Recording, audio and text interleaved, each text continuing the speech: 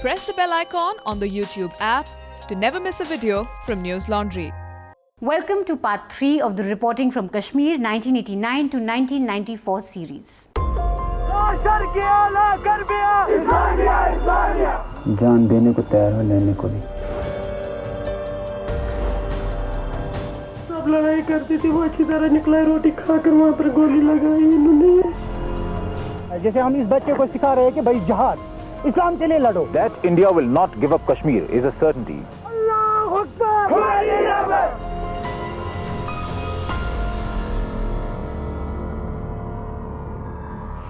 Alpana, the Hazratbal Siege, you covered that. Yeah.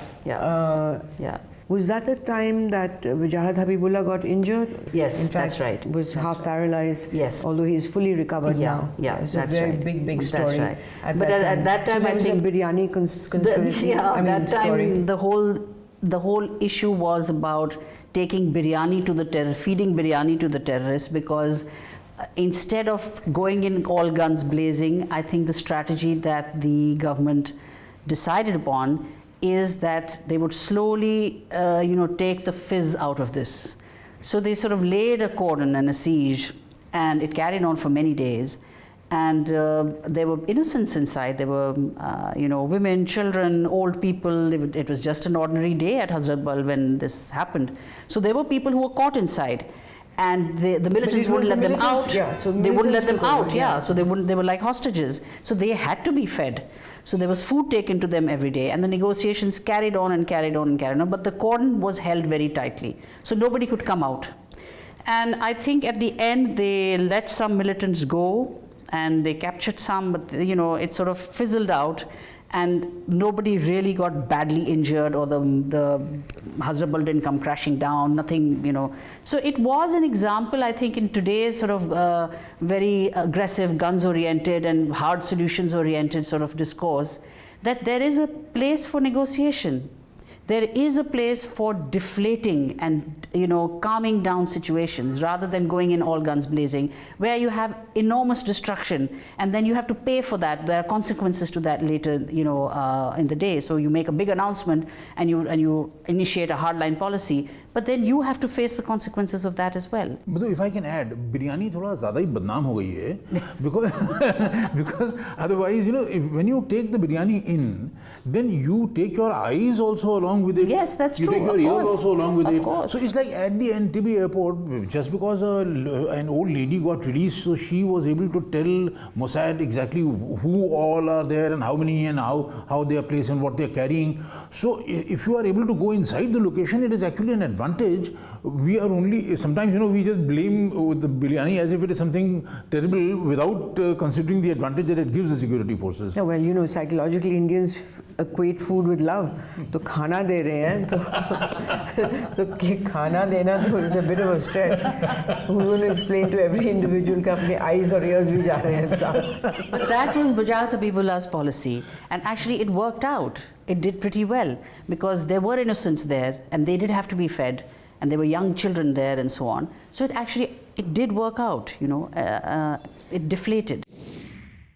With the unedifying happenings played out in Hazratbal since last month, the country's pride in its sovereignty, its belief in itself as a strong entity, and its confidence took a body blow, more as if the siege had been laid within rather than by the government.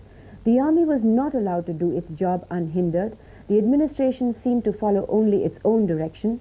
The courts were dragged into a matter that perhaps didn't come under their jurisdiction, and the central government, as usual, ignored the problem till it reached massive dimensions. The result, a botched-up operation that portrayed Indian governance as weak and floundering. The perfect situation for outsiders to pressurize the country.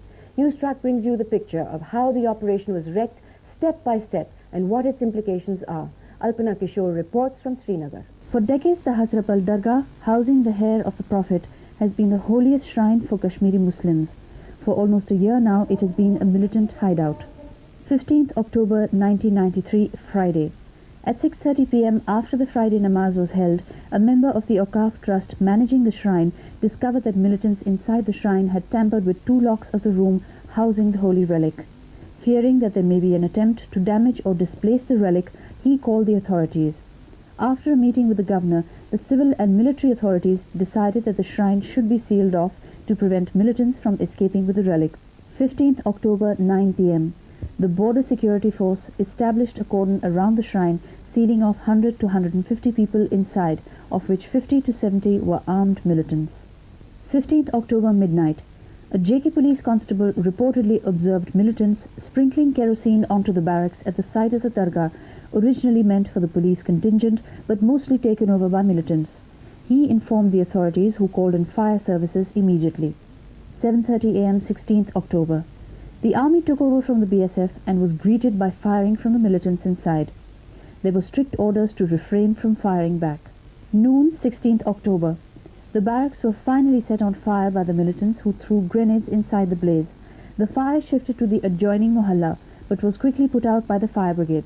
All the residents of the mohalla were shifted to an engineering hostel down the road. The cordon had become a siege, and the plan was to wear down the militants.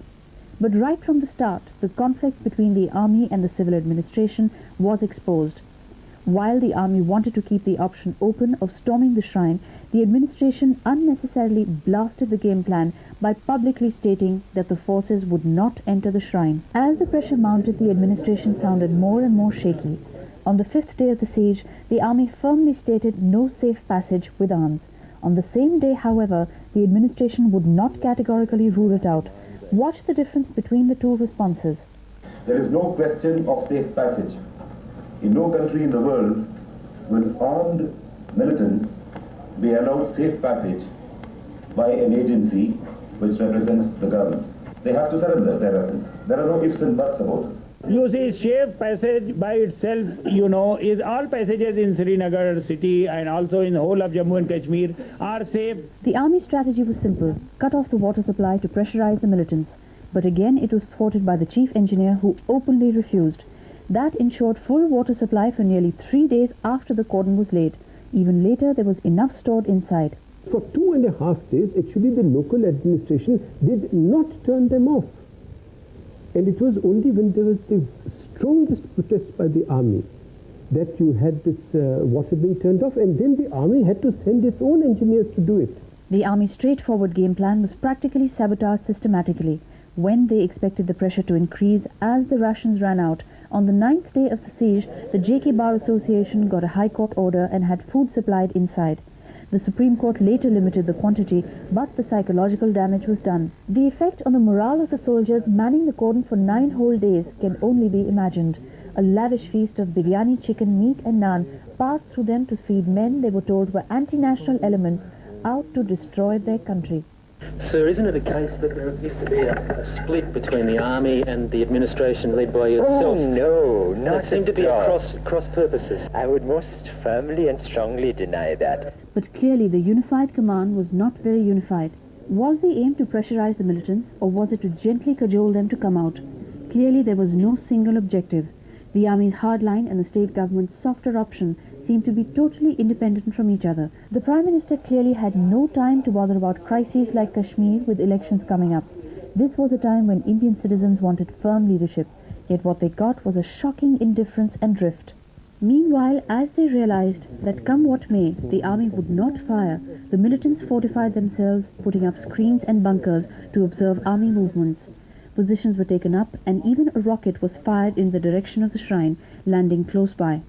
A sniper rifle, 12 to 16 AK-56 rifles and a grenade launcher was spotted inside the shrine. The militant machinery moved much faster and smoother than the government of India.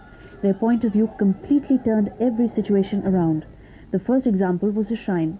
Here was a situation where militants had weapons inside a holy dargah, were threatening to blow it up and held women and children as hostages. Yet the onus was on the government to explain that it hadn't desecrated the shrine by the cordon. दरगाह का जो मुहासरा किया गया है भारतीय फौजियों की तरफ से, वो उस दरगाह की ज़बरदस्त बेहुरमती है और उसका तक़द्दुस जो है वो पामाल हो रहा है। इस तक मैंने कभी नहीं सुना है कि कभी भी कोई नमाज दरगाह शरीफ में मिस हो गई, जबकि इंडियन ट्रूप्स उसको घेरा लगा के किसी को नमाज पढ़ने नहीं देते। क्या आप इसको तौहीन नहीं समझती है? The second example was how the case for food was built up.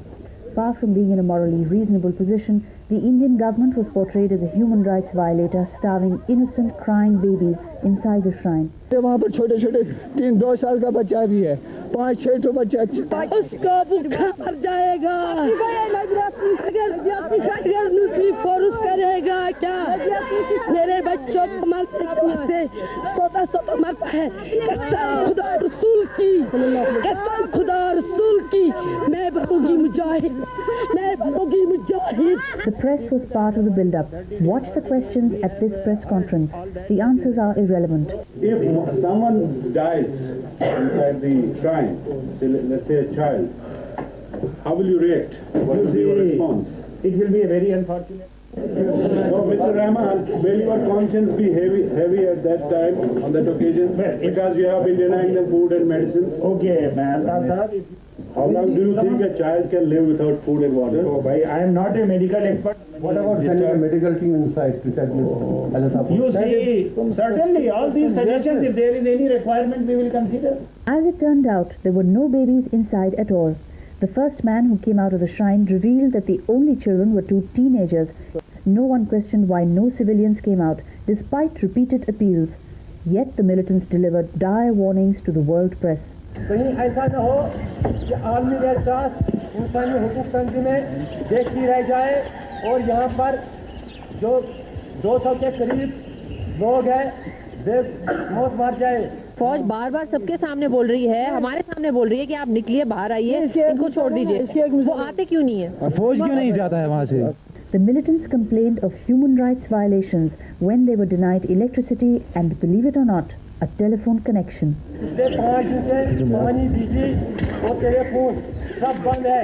इंसानी हुकूक तंजीमों को चाहिए कि वो ह्यूमन राइट्स केस दायर करके हिंदुस्तान को इत्यादि तौर नाकाबंदी करे.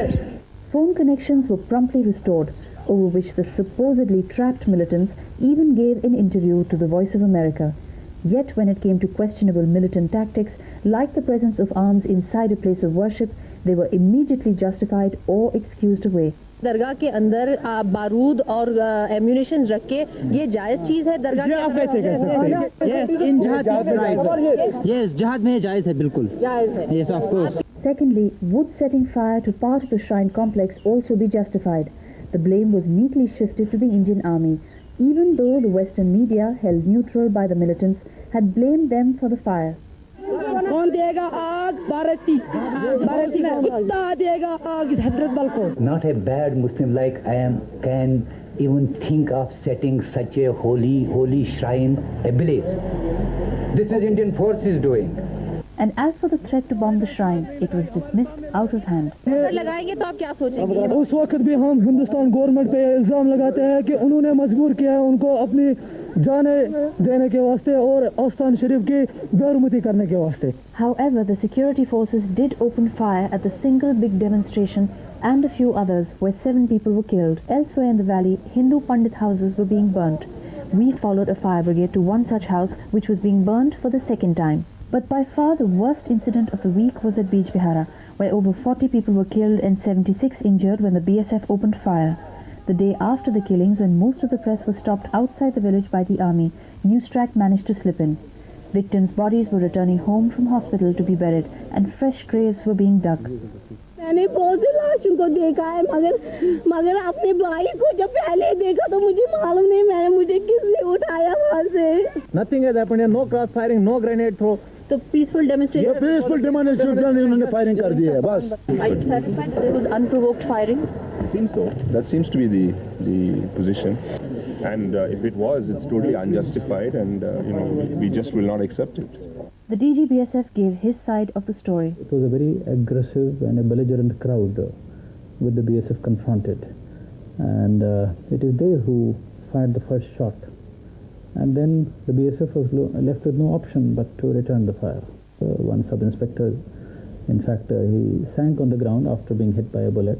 Even if the BSF was shot at first, surely the amount of force returned was unduly excessive. That is the only area of doubt, whether the quantum of force used was necessary or it was excessive. We have so far identified 14 militants among those who were killed. For example, Abdul Rashid was involved in the incident involving throwing a grenade on an army convoy. early this year in January, in which one major of the Rashtriya Rifles was killed. The incident touched off the never-ending furor on human rights. Sections of the press, taking their cue from a simplistic Western view on Kashmir, seem to be suffering from a major colonial hangover. Both sides lose lives in a war. Yet how is it that no one will write a column when the forces are shot, ambushed or blasted? Has the curfew been lifted? No. Has the curfew been lifted? Well, then you can start by issuing us passes for the curfew right now. Would the scene be enacted at a press briefing during the Gulf War? Or is it just that they lack respect for Indian authorities, demanding standards from them they would not expect or get from others? Similarly, no one cried human rights when US forces killed scores of women and children in Waco, Texas, just because they wanted to flush out a cult leader. Yet here there is outrage, with the army merely surrounding a mosque, feeding armed militants inside, and even giving them a phone connection. Manoj, you also did a story on the Stockholm Syndrome when this IOC, the Indian Oil chairman, got kidnapped in Kashmir. Doraiswamy. Would you like to talk about that? Yes, September 1991, the Union Minister of State for Home, Rajesh Pilot, went to Srinagar and he released Javed Ahmad Challa, who Alpana talked about. Yeah. He released Javed Ahmad Challa in exchange for Doraiswamy. Now, we got Doraiswamy at Delhi airport. Then we travelled with him in the same flight to Mumbai. And then we interviewed him at his place and at his office. And we interviewed him in the flight also. We were able to, those days, it was not so tough to carry the battery and everything. So we carried and we did the interview. Now, Doraiswamy spoke a language which was shocking, that he said Azad Kashmir for POK, etc. So we did a story that because he was in captivity, he suffered from the Stockholm Syndrome, and subsequently you interviewed, and Arun interviewed Sudhir Kakkar, and he explained what the Stockholm Syndrome is, and when someone is in captivity, what he goes through, and how he sort of starts loving the people who... Identifying with his captors. And even glorifying them to some extent. What is the psychological condition? So that's what happened to Doraiswamy. To Doraiswamy. Please watch this story. It's an important one.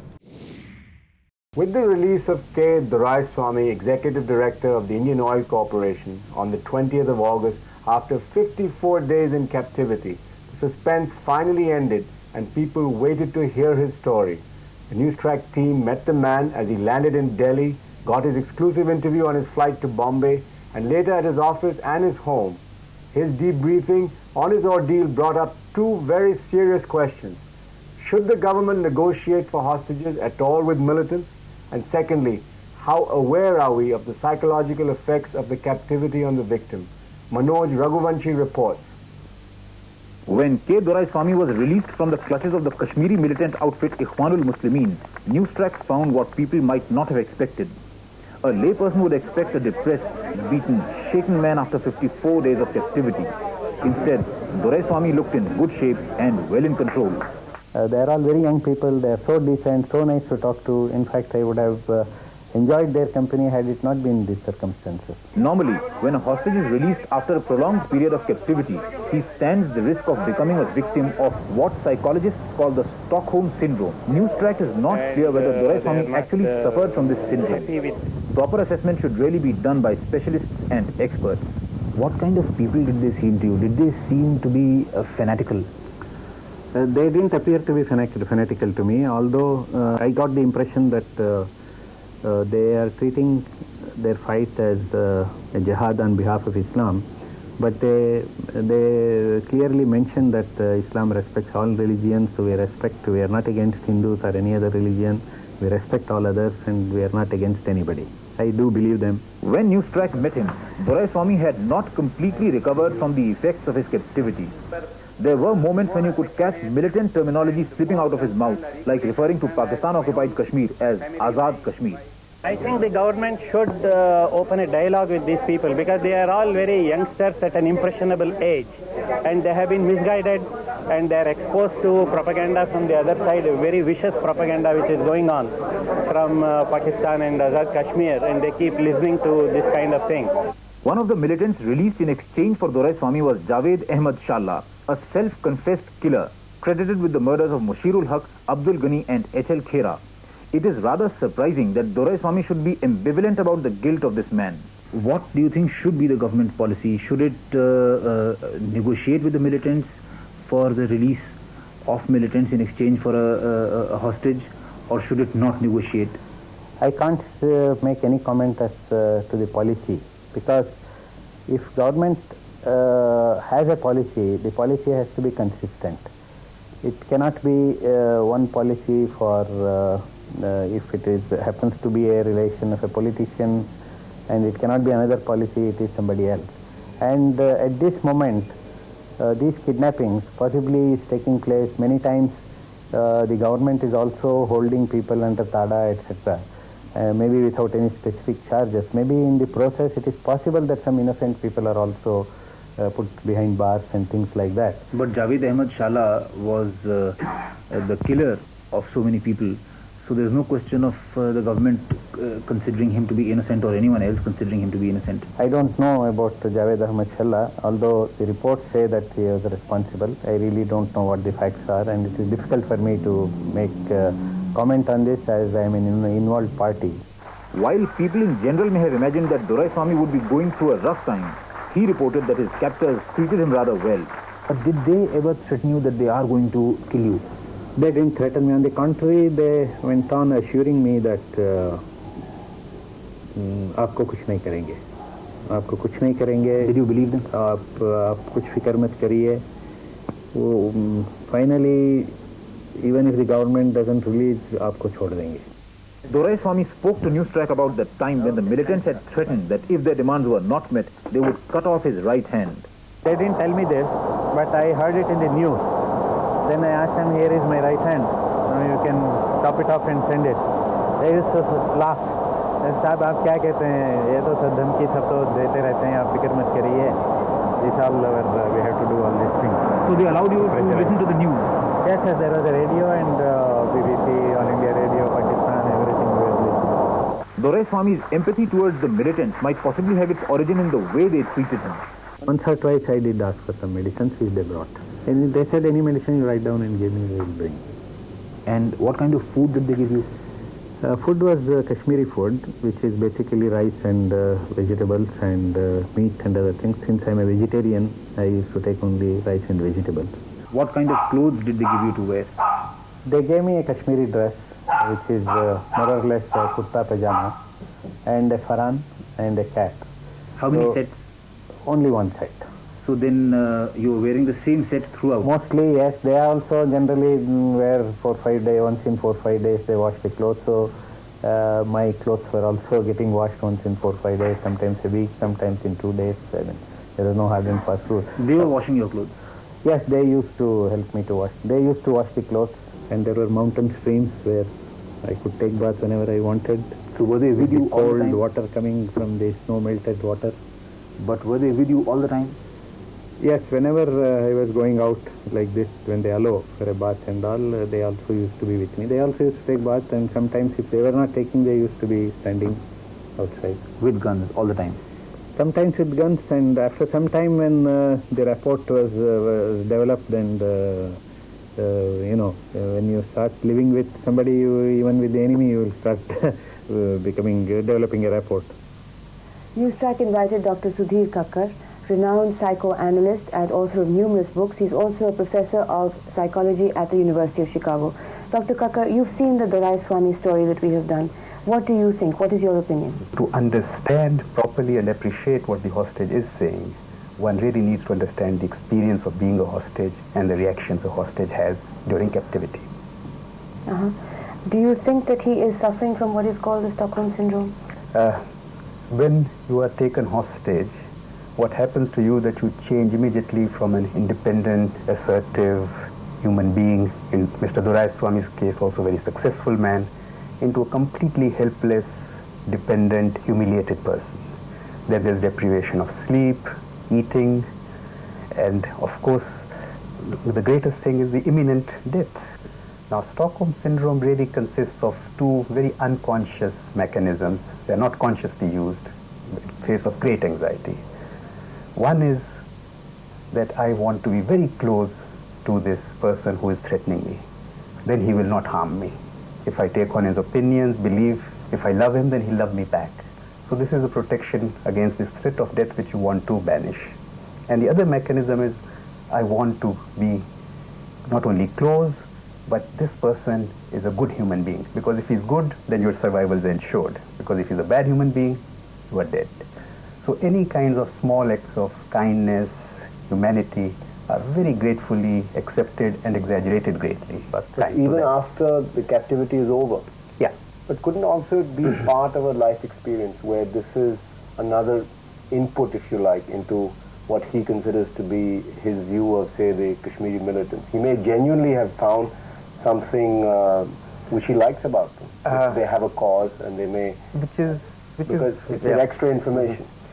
Which is true. But you see, what is happening and what is the most important part is that these are also the people who are going to kill you, who may very well kill you. So you have to deny that you cannot be very friendly with, even if you accept their beliefs and all. The reality is, strong reality is that these are your source of threat. You didn't really specifically answer the question. Do you think he is suffering from the Stockholm Syndrome? This is very difficult to answer till one talks to the person. One never treats absent patients. So till one talks to personally. Does he show signs of it? Well, as I said, the sympathy kind of shown, kind of language used, which is the language which you've been accustomed to, but which is the language of the militants, etc. That there's almost an inevitable of, let's say, a very mild kind of the Stockholm part in it, at least a mild one. What do you see in terms of his being unprepared, as Madhu was saying, harmful effects on him, of being landed into this situation just straight off like that? The harmful effects are that, as I said, that immediately after release it would be emotional, impulsive, things which he might regret that he said afterwards, when it strikes him what his situation was, etc. Thank you very much, Dr. Khan. Okay. Alpana, I don't know how you did it. Tell us the story of Mastgul. I think Mastgul's story was important because he was the first Pakistani to be captured on camera in Kashmir, the first Pakistani militant who was he openly said, I come from the frontier province. He described his family, where he lived, how he came across and so on. And he, of course, had not very nice things to say about the Indian Army, and said that I finished them all off, they're all cowards, they're all this and that and so on. And subsequently, he was the militant who took over the ancient shrine of Chirara Sharif, and in the ensuing battle with the Indian Armed Forces, it actually got burnt down. And one of the things that he did, and he escaped, he went back to Pakistan and he received a hero's welcome over there. So there are two parts to this. One is the Chirara Sharif story, which was about the burning and about this thing. And I met Mastgul before that, about 7-8 months before that. And again, this happened as you stumble upon things. You speak to somebody, he says, there are this bunch of Pakistani militants in this village, would you like to meet them? And we were at another funeral procession of somebody else, a politician who had been killed. I think, not politician, it was the Mirwais of southern Kashmir, Anantnag, his funeral. He had been killed by militants. So we had gone there and we were filming that whole episode. And we came out and we were going to head back to Srinagar. And somebody came up to me of course everybody knew we were media, we were carrying equipment and so on. He came up to me and he said, there's a village with these Pakistani militants. Would you like to go and see? Would you like to talk to them? So I said, yes. And so he said, okay, I'll take you. So we went, we didn't know who this person was. He literally came out of a crowd. He just approached me, I didn't know who he was, I had no idea, whatever. We just went along. And I really never thought that we'd actually see, because you kept hearing about Pakistani militants, but the government denied it. The army said that they were there, but you could never spot them, or they were. The Kashmiri militants you could contact, like I said, through families, through friends, through community, through mohalla contacts and so on. But the Pakistani militants, how could you contact them? There was nobody they knew, and you didn't know them, so there was no way. So I never dreamt that this would happen. But we went into this village, deep inside the village. It was really quite deep. It was about 20-30 minutes away from Anantnag city. And it was near a stream, and we sat there, and suddenly this guy comes. He had his chest was full of grenades, and there was another guy called Bambhar Khan who he was an Afghan veteran, and he was introduced to us as such. And we had a conversation with Masgul. He was a flamboyant character. He was like, he thought he was a film star. He had this sort of hero-like swagger, and he really thought he was a rock star. And we talked about Islam, and he talked how he's come to fight this fight for Islam, and he loves it so much, and so on and everything. So, and just as we were leaving, I don't know, somebody might have followed us, or I don't know. Luckily, we got a tip off. Luckily, we finished and we left. And as we were leaving, we were just getting out of that, and we were told that the army has come, so we have to run. So we charged and we ran to our car, which was quite we were deep inside the jungle, so we had to sort of go out and find the road where the car was parked. And we left the village, but as I was leaving the village, I still remember this Sardarji officer waving me on, saying, "Get out, get out, get out." And as soon as we left, all hell broke loose, because the encounter started happening. It carried on for 3 days. That Bambar Khan, who had those grenades and things, you'll see him in the story, he was killed. He had killed a colonel earlier. He was responsible for the death of a BSF officer and a colonel. And Masgul escaped and went somewhere, and then emerged 6 months later in Cherar Sharif. And then that standoff happened for, I don't know, quite a bit. And then finally there was a showdown, and with the army and Masgul, battling each other. Masgul ran away, managed to escape, and went back to Pakistan, like I said. But the burning down of Cherar Sharif was his strategy. Something that doesn't come out usually, because, of course, there the blame was all on the army, because the army must have burnt it down. But actually what Masgul did was, which I discovered 12 years later when I went back to research one of my stories there, was that he took gas cylinders from everybody in the neighborhood, and he strung them all up, and he engineered this thing to help him escape. And for these people, for the Islamist parties, shrines are anathema, so they absolutely feel they're worth nothing and they should be destroyed. So he had no qualms about destroying this hundreds of years old beautiful wooden structure. It was destroyed. So that was So thank you, Manoj. Thanks. Thank you, Alpana. Thank you. For going through old times. I hate nostalgia. I think it's very debilitating and boring. But I think because of the context of the kind of stories that both of you have done, very risky stories, both of you have been very brave, and I think you deserve all the honors that you didn't get. Yeah, for sure. Because in those days nobody had nobody gave any honors. Nobody gave any honors, and particularly not from any government, because for all the stories that we did, none of the governments looked good. Yeah. So I think we were doing all right there. Yeah. We were always on the side of exposing the government, questioning the government. And also exposing what was wrong. I mean, there was no side taken, and nobody. I think there were hardly. I can't remember. Didn't take the militant side. Didn't take the government side. Didn't take the right wing side, the left wing side. We didn't take any sides. We didn't take sides. What we saw, we reported. Even the royal visit that I see of Princess Diana and Prince Charles, we made fun of them. Yeah, that's true. So there was no way to do that boring story other than make fun of them. Yeah. So, but I would suggest. I hope you guys. I can't say enjoy, but I hope you realize what kind of journalism, after seeing these stories, what kind of journalism was done at a time when there was no such precedent. I had young people working for me who had never had, it was their first job in television, in video. Definitely. Nobody knew what to do. That was lucky for me because they listened.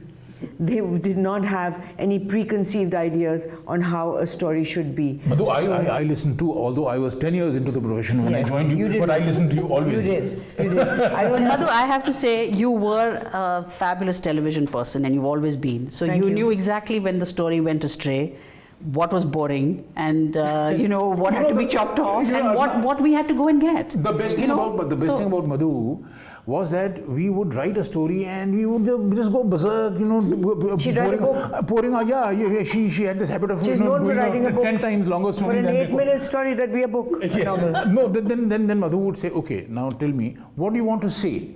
And then we would tell her what we want to say. Then she says, then say that. So that was the story. Finally, that became the story. Yeah, that was actually the beginning of writing on how we talk, rather than writing this long katha explanations. I do remember that first story on a rape in this village, forget the name, in Bihar. And it started like a traditional Doordarshan story, which was like, here is a village so many kilometers from Bihar. And I look at Bharat Raj, who's doing the edit. I said, Bharat, this is not how it works. Geography is not important. Start with the woman screaming. You want to get the people here to watch it. So that was the adjustment. And the advantage was that there was no people were not watching other people doing stories because nobody was doing them. So they had no idea. So I had a great advantage in just saying, this is not happening, do it differently. Do it this way. Yeah. And that was very lucky for me that I had young people who were adventurous, willing to listen, and I think all of you began to compete with each other on who could do better stories, get the tougher stories. In fact, it came to a point of being ridiculous. I remember one lucky break that Manoj had, that he was doing a piece to camera about a politician outside his house, and the guy drove by, he was returning home, and he poked his head out. And Chotala. So he's doing this piece to camera, ending the story, and Chotala then pokes his head out from behind. Photo bombing at the best.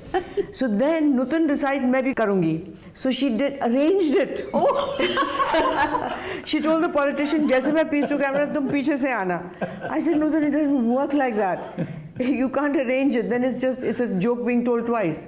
So anyway, thank you both very much for your time. Thank you. And I think it's honorable that none of us got any awards because we riled up every government that was in power, and that's our biggest award. Thank you. Thank you.